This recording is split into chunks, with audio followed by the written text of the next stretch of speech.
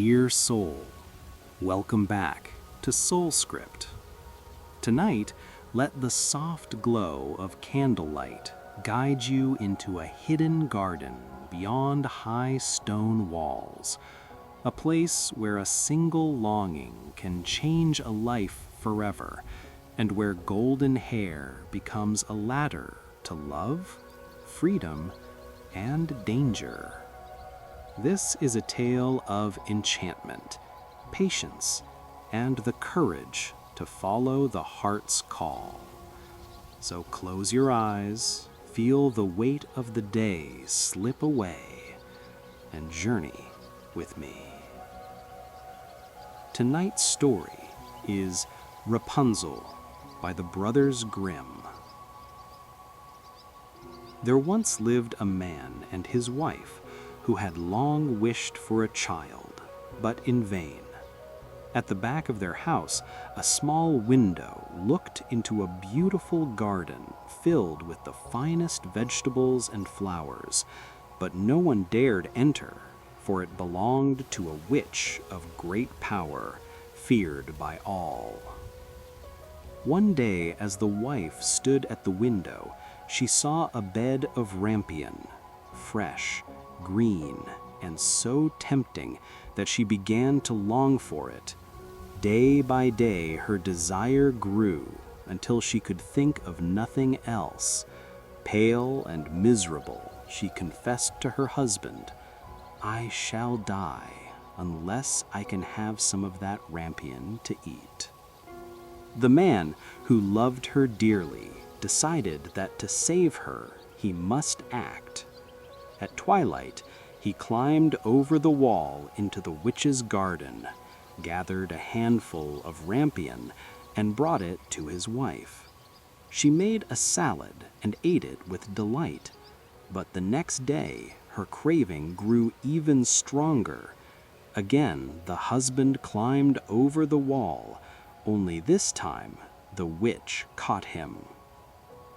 "How dare you steal from my garden?" she cried.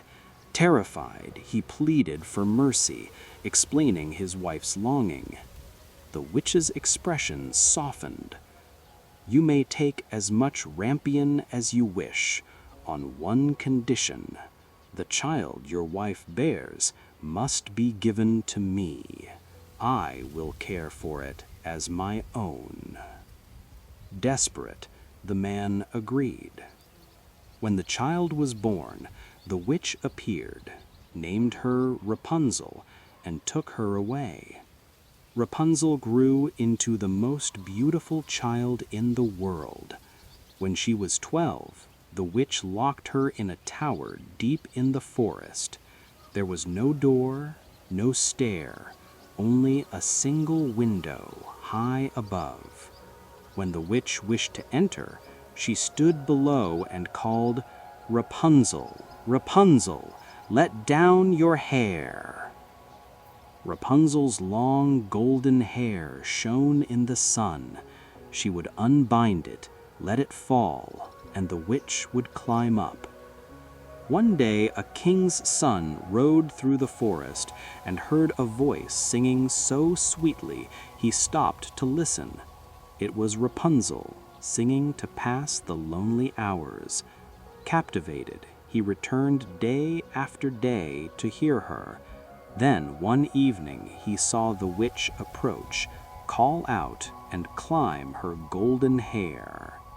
The next day, when the witch had gone, he stood below and called, "Rapunzel, Rapunzel, let down your hair." She let it fall, and he climbed to her window. At first she was frightened, having never seen a man before, but the prince spoke gently, telling her how her voice had filled his heart. Soon she grew to trust him, and he asked her to be his wife. She agreed, saying, "Bring me a silken rope each time you come, and I will weave a ladder. Then I can escape with you." The witch knew nothing of their meetings until Rapunzel, in her innocence, said one day, "Mother Gothel, why are you so slow to climb when the prince is with me in a moment?" In a fury, the witch seized her, cut off her golden hair, and banished her to a lonely desert. That evening she tied the severed hair to the window hook. When the prince arrived, calling to Rapunzel, the witch let down the hair, and he climbed, only to find her waiting, eyes full of malice. "She's gone," she hissed. "You'll never see her again." Heartbroken, the prince leapt from the tower.